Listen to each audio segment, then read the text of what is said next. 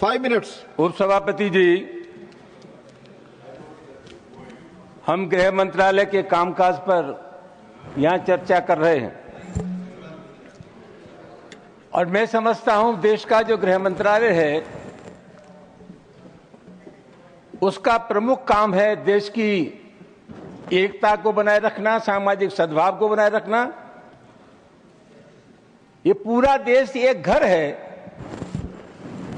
और हिंदुस्तान के प्रधानमंत्री और गृह मंत्री का ये दायित्व है कि हिंदुस्तान में विभिन्न जाति और धर्मों के लोग रहते हैं, यहां सभी धर्मों में सामंजस्य हो, एक धर्म के मानने वाले दूसरे धर्म की इज्जत करें। लेकिन पिछली बार देखने में आया है कि जानबूझ करके हमारे देश में सामाजिक सद्भाव को बिगाड़ने की कोशिश की जा रही है। उपसभापति जी, मैं नहीं जानता, अभी होली का त्योहार था और मैंने कहीं नहीं पढ़ा कि किसी मुसलमान ने यह कहा हो कि हम सद्भावना बिगाड़ना चाहते हैं या होली के त्योहार में व्यवधान पैदा करना चाहते हैं। लेकिन इसके बावजूद भी तमाम ऐसे बयान आए जिसके चलते समाज में दरार पैदा हुई, रिश्ते खराब हुए। सर, एक बिहार के विधायक हैं और एक उत्तर प्रदेश के विधायक हैं। इन दोनों लोगों ने यह कहा कि मुसलमान अपने घर में कैद हो जाए होली पर। उत्तर प्रदेश के एक मंत्री ने कहा कि जिनको रंगों से नफरत है वो हिंदुस्तान छोड़ रहे हैं। और सभापति महोदय, अलीगढ़ यूनिवर्सिटी में सभापति महोदय, पहले होली का त्योहार नहीं होता था, परमिशन नहीं मिली। अब जब वहां अनुमति नहीं मिली, बाद में अनुमति मिल गई थी, तो वहां के एक जनप्रतिनिधि ने कहा कि जो इसका विरोध करेगा उसको मुंह पर पहुंचा देंगे। सभापति जी, कानून का राज है या जंगल का राज है? इस प्रकार की जो भाषा बोली जाती है वो किसी भी कीमत पर इस देश की सेहत के लिए ठीक नहीं है। और मैं बहुत अफसोस के साथ ये कहना चाहूंगा कि बीजेपी की सरकार है, बीजेपी का कोई जिम्मेदार नेता या कोई मंत्री इन सब चीजों का प्रतिवाद नहीं करता। यह नहीं कहता कि इस प्रकार की जो भाषा बोलते हैं उनसे हमारा कोई संबंध नहीं है। तो क्या हम मान करके चले कि इस प्रकार के जो तत्व है उनको सरकारी संरक्षण प्राप्त है या इनको भाषा अच्छी लगती है?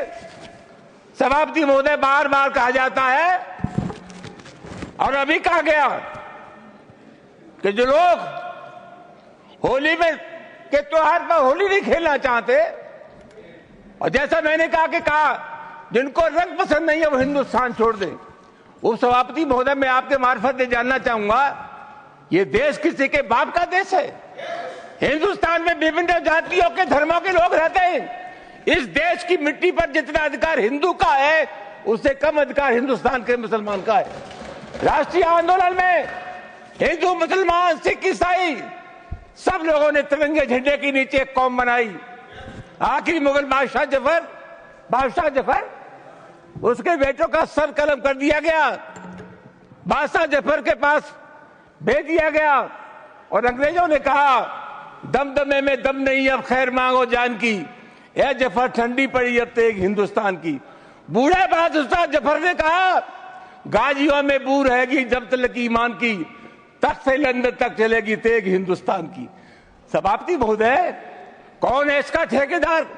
हर बात में एक तो ये बीजेपी के लोगों का तकिया कलाम हो गया है सभापति महोदय कि मुसलमान, इनमें बाबर का डीएनए है। उपसभापति महोदय, मैं जानना चाहूंगा कि बाबर का डीएनए मुसलमान में है। हिंदुस्तान का मुसलमान तो बाबर को अपना आदर्श मानता नहीं है, वो तो मोहम्मद साहब को अपना आदर्श मानता है, सूफी संतों की परंपरा को अपना आदर्श मानता है। लेकिन सभापति महोदय, मैं जानना चाहूंगा कि बाबर को लाया कौन? बाबर को इब्राहिम लोदी को हराने के लिए राणा सांगा लाया था। तो मुसलमान तो बाबर की औलाद है और तुम गद्दार राणा सांगा की औलाद हो, ये हिंदुस्तान में तय हो जाना चाहिए। अगर बाबर की तो आलोचना करते हैं, राणा सांगा की आलोचना नहीं करते। सभापति महोदय, ये बहुत सभापति महोदय, ये देश की एकता आप अनुभवी आदमी है, बातचीत में संसदीय मर्यादाओं का ध्यान रखें, संसदीय मर्यादाओं का ध्यान रखें। Time is over. जो भी चीजें संसदीय मर्यादा का अनुकूल नहीं है, आजादी की लड़ाई में गुलामी की सभापति महोदय, please your time is over, you please sit.